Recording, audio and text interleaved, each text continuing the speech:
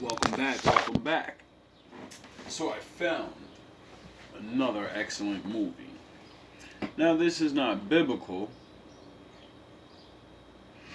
It's more of another choice movie. And there's not too many choices really I've seen, but it's more of a society movie, and I think my viewers may get a kick out of this. Fair use. A very wealthy man and president of the financial firm Kazutaka Hyodo gathers his subordinates to announce his will to build a real underground empire for himself. One of his servants, Tonagawa, assures the future emperor that he will never lack a workforce, as there are plenty of young people on the streets filled with naive hopes. One of these young men is Kaiji Ito, who moves to Tokyo after finishing high school. However, the guy can't seem to find a permanent job, preferring to spend his free time on gambling and entertainment.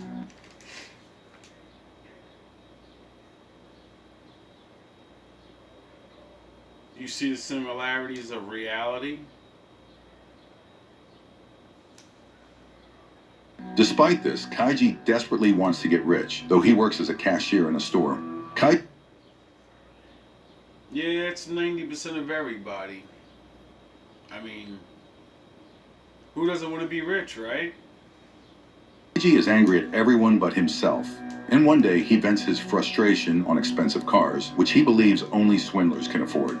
Immediately, he is apprehended by a group of young people, led by a woman named Indo, who informs him that a few years ago, he unwisely co-signed for a colleague who disappeared, leaving behind a debt that has grown to 2 million yen, and that's not to mention the damage he inflicted on the cars. Kaiji states that he can't repay such a sum. That's when Endo offers him a deal.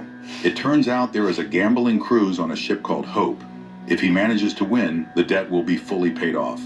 When he objects, Endo reminds him of his uselessness to society, that he will never be able to change or make money, and that her offer is his only real chance to start over. Late in the evening... Do you take the deal?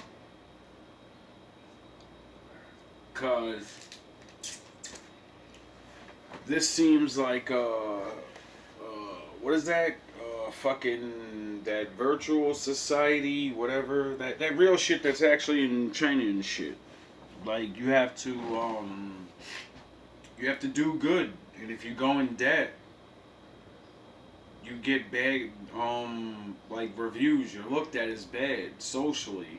If you break rules, you lose credit, social credits, and all these things that'll stop you from getting better jobs. So you have to,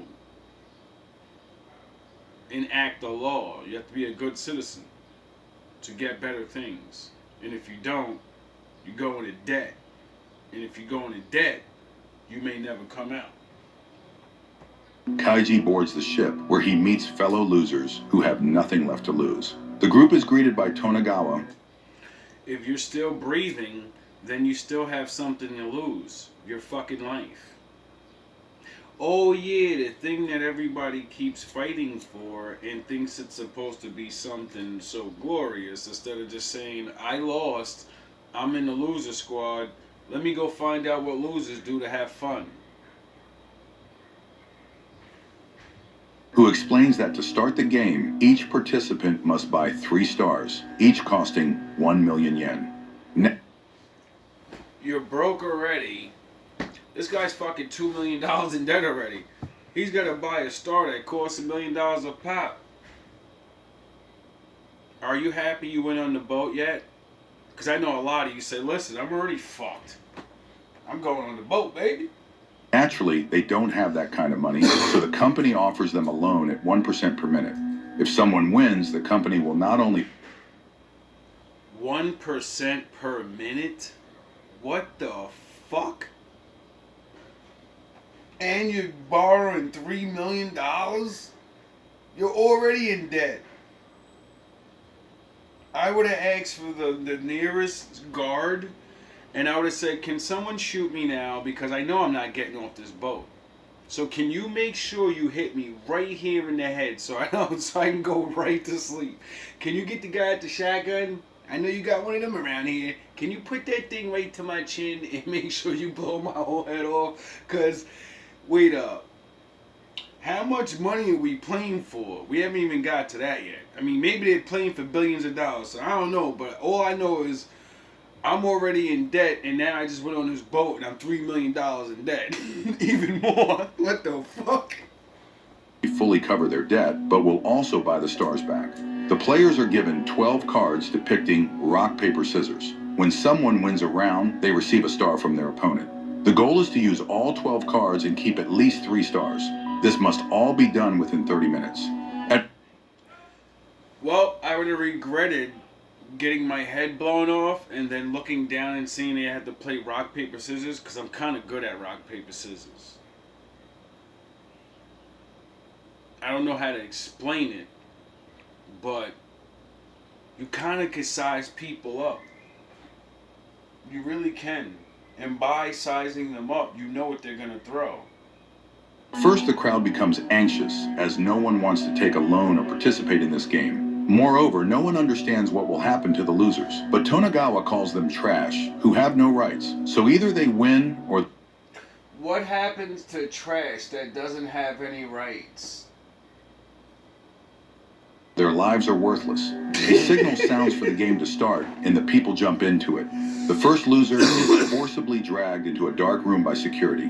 Kaiji meets a guy named Funai, who offers him a clever plan. If they both play the same cards, it will result in a draw. They won't lose any stars and will quickly get rid of their cards, allowing them to meet the game's conditions and win. Kaiji happily agrees. I'm not teaming up with anybody in a situation like that. All it takes is for you to fucking fold on me once and I already lose a star. I would have told that man, good luck. On this particular thing, where I can't trust you until you flip your card over, get the fuck out of here, dog. We're on our own. If you make it and there's an easier thing where we can align together, then yes, I'll see you next round, homie. But this shit, nah, you flip that, no. At first, everything goes as planned, but in the last minute, Funai tricks Kaiji and takes 2 stars from him, leaving him with only 1 star and 1 card. I'm watching this as we go. I didn't know he was gonna do that, but I'm not a fucking asshole dummy. If my life's on the line with everybody else in the room, I don't care if it's all my family members. I know once everybody's life's on the line, everybody turns into a selfish piece of shit.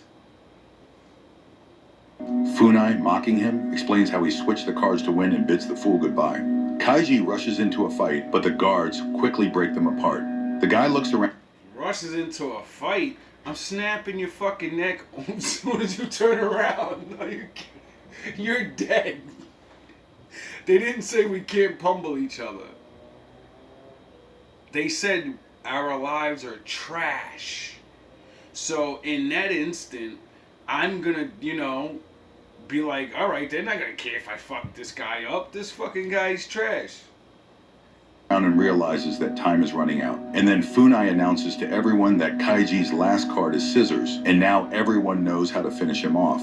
In retaliation, Kaiji announces that the swindler's last card is rock. A fight breaks out. At this moment, Kaiji notices blood on his card and then sees a guy named Ishido who wanted to get rid of his cards so he wouldn't have to play. Meanwhile, Funai suggests shuffling the cards so no one knows what's left. The people agree and turn in their cards for a reshuffle. Funai deals the cards to the players and Kaiji gets his own bloodstained card back. He refuses to play with Funai, but the confident swindler offers to play for 3 stars at once. Since Kaiji doesn't have that many stars, he teams up with Ishido. Funai plays his card with full confidence that he has won. However, it turns out that Kaiji had figured from the start that the swindler would try to deceive him again. So he took one of Ishido's cards and added blood to it, which helped him win. In a burst of joy, Kaiji explains what he did, unaware that Tonegawa is watching everything through the cameras and listening closely to his words. Funai is sent to the darkroom, while Kaiji and Ishido rush to finish the game, ending in a draw. Time runs out, and just as Kaiji celebrates victory, Ishido finds a card in his pocket that he must have forgotten about. Since they teamed up, it means they both lost. The guys find them. God damn! Teaming up in certain situations is good. But I've watched plenty of movies and, been in real life situations, not like these or anything, where I know people just, once the truth has to come out and you gotta stand on who you really are, or you're in an evil situation like this, yo, it's everybody for themselves, because if you team up, just like they said, well, y'all are together, well, y'all gonna lose together now. Get it? They didn't explain anything like rules of teaming up. So that means you could piss people off that's watching, and it could be like, alright, since you's teamed up, you're playing for double the stars every time. You get it? This is where the bravery thing has to come in, and you gotta pray if you believe in something. Or you better hit those old school kid fucking memories and be like, yo, didn't I have special tricks to winning rock, paper, scissors? And I know some shit. But they're smart enough to use cards because they know motherfuckers like me will read your stupid ass and I'll know what you're gonna throw. Themselves enslaved deep underground, where hundreds of losers are building a kingdom for the great Hyodo. The working conditions are simply horrible. To prevent anyone from escaping, a microchip is implanted in the slaves' hands, and they are branded. There is no rest, and the food is very basic. The people sleep in small, cramped cells. On the 25th day underground, they receive their first salary, but most of the money is taken to cover their debts. The currency is Perika, a local equivalent that only has a value in this place. Kaiji calculates that at this rate, he will only be able to pay off his debt by the end of his life. But when temptations like a cart full of alcohol and tasty food appear, Kaiji can't resist and spends nearly all his money on snacks and a few cans of drinks. Most of the workers do the same, which is how the company keeps them underground, forcing them to live from paycheck to paycheck, not thinking about the next day. One day, a cave-in occurs, and Ishido's injured. Kaiji carries his friend to the infirmary, where most patients don't receive treatment because they don't have money. A nurse tells them that the most desperate ones leave.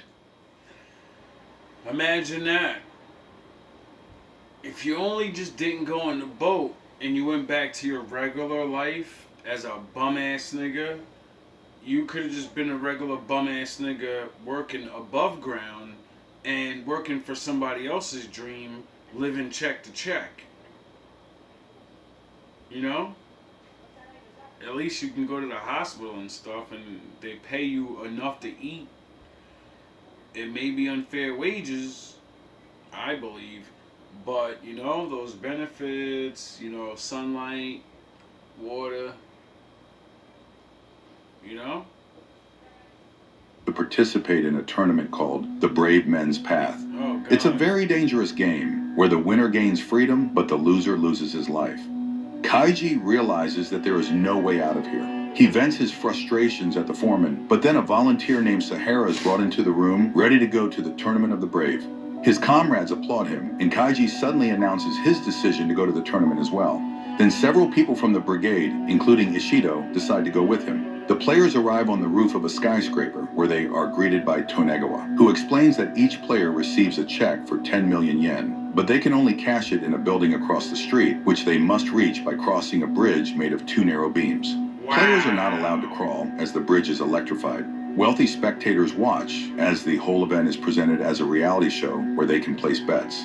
People are scared, but Kaiji encourages the guys, reminding them how they used to walk on logs as kids. He advises them to mark their shoes to help keep them on the right course, and encourages the players. Tonegawa and Endo observe the events from the guest seats. The group slowly begins to make their way across the beams, but soon lightning strikes nearby and a hurricane appears on the horizon. The players start to get nervous, causing one of them to slip and fall to their death. The remaining players' morale plummets, and more people begin to fall, worsened by the start of rain. Eventually, only Ishido, Kaiji, and Sahara remain on the beams. Ishido decides to give his check to Kaiji, asking him to cash it and send the money to his daughter. Despite Kaiji's pleas, the man lets go and falls silently, freeing his friend from panic. The remaining two slowly reach the building, celebrating their victory. But when Sahara opens a window, the difference in air pressure creates a gust of wind that blows him off the ledge. Kaiji manages to hold onto a ledge and becomes the first person to ever win this tournament. Hyodo, impressed by the show, congratulates Kaiji and grants Tonegawa citizenship in his future kingdom.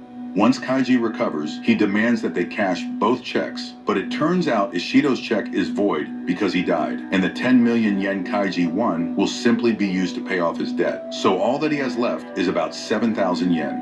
Kaiji flies into a rage, furious that he won't be able to send money to Ishido's daughter. He accuses the rich of being heartless, unworthy of the lives sacrificed for their entertainment. Hiyoto, impressed by his words, gives Kaiji one last chance and offers him the opportunity to play one more card game against Tonegawa. Kaiji is escorted to the gambling hall, where the rules of the game are explained. Each player receives 10 cards. The main card is the Emperor. His subordinates are citizens who have slaves. The participants place their cards face down. Then they reveal and compare. A citizen versus a citizen is a tie. A citizen beats a slave, but the slave beats the Emperor. Cards cannot be played randomly. You must look and think before making a move. Not only the guests... To be continued. All love, all praise to the Most High.